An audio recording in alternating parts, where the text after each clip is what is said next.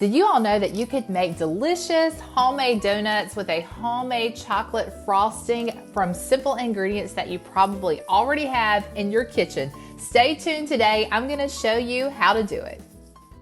Hey friends, welcome back to Simply Home and Harvest. I'm Jen, and today we are going to do something a little fun. We're going to make some donuts today, homemade donuts. Now, you've probably seen my videos back in the fall where I was making apple cider donuts and pumpkin spice donuts. These are a little different. They're still the baked style of donut, but I just did a vanilla donut, and then we made some homemade chocolate frosting that we dipped those in anyway. First time doing it, they turned out really well, and I just realized that I didn't eat my donut after breakfast this morning that I was planning to on the way to church. I know, I guess I just have to make another cup of coffee and have it this afternoon. But I wanted to show you this. I'll come back at the end and let you know what we thought of our vanilla baked donuts. So this is not a recipe I've ever tried before. It's brand new to me.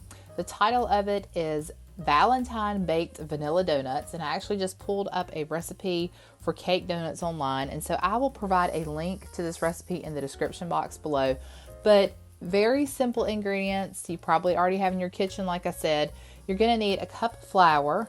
I just added a 1/4 teaspoon of nutmeg, and then you're going to add in 1/4 cup of sugar. You'll also need a teaspoon of baking powder, and then you're going to need 1/4 teaspoon of salt.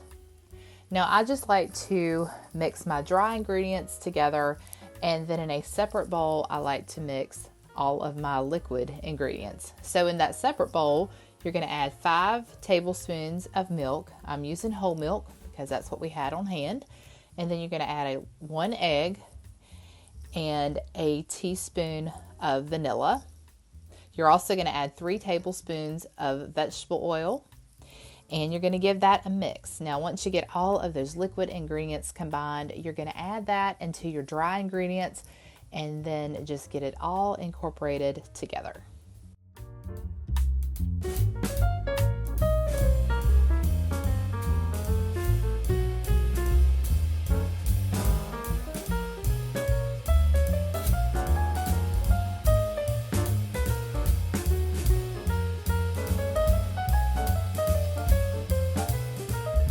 Now, once you have all your ingredients mixed together, I find it easiest to go ahead and add your dough to a gallon-sized Ziploc bag.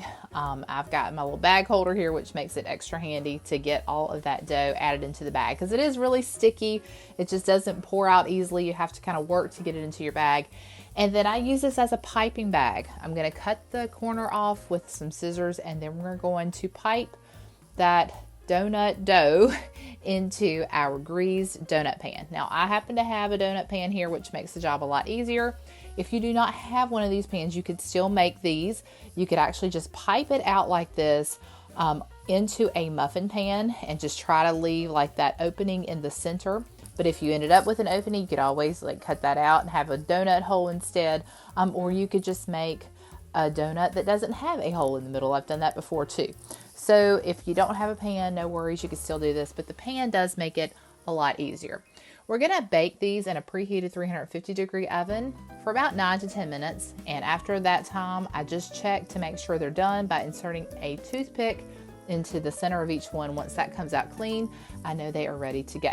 All right, now we're going to make the frosting to go on these donuts. Now, this is called a chocolate pan frosting, and this is such a simple and delicious recipe. You can use this frosting on cupcakes, just about anything. You only need butter, cocoa powder, milk, and powdered sugar.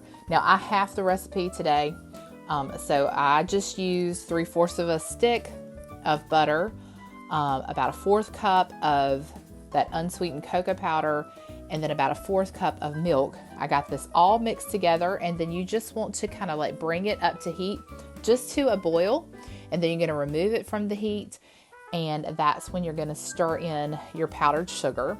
So once all of that has thickened up a little bit, stir in that powdered sugar. I do this in intervals. Work at a slow pace. If you don't, you will make a huge mess. You see, I have a towel underneath that pan because y'all seen me work before. You know I can be very messy, especially when it comes to powdered sugar and cocoa powder. So I've got that extra layer of protection there, but you just do that very slowly until you get all of that incorporated and your frosting is thin. Now this frosting is going to dry hard, so time is of the essence here. And I just decided to just go for it and just dunk each one of those donuts right into that pan of frosting. And these turned out so good. So even if you made, a different kind of donut, or like I said, you wanted to use that for a cupcake or a sheet cake. I'm trying to think of all the things you could use frosting for. You could probably even use this to like dip pretzels in, maybe even your chocolate covered strawberries. You could use this frosting to do that as well, since it does dry hard. But it is delicious. I hope that you will decide to make these for yourself. And I'm going to let you know how we liked them here in just a second.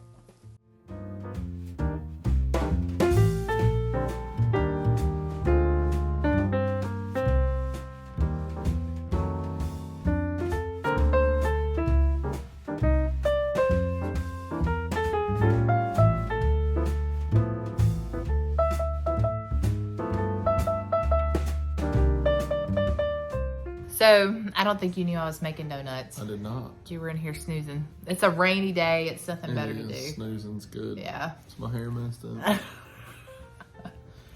Yeah, they're chocolate cake donuts. Yeah, I haven't even tasted one. I'm going to have a bite, though, to see. That is good. I'm not a fan of glazed donuts as much as I am of cake donuts. But if you like a glaze in it, you might not like that one, because that's definitely more of a cake. He must like it. He keeps eating it. So, all right. Yay. Glad it was a success. All right. Well, I hope you enjoyed today's video. That was fun to make, something a little different. Obviously, you do need a donut pan.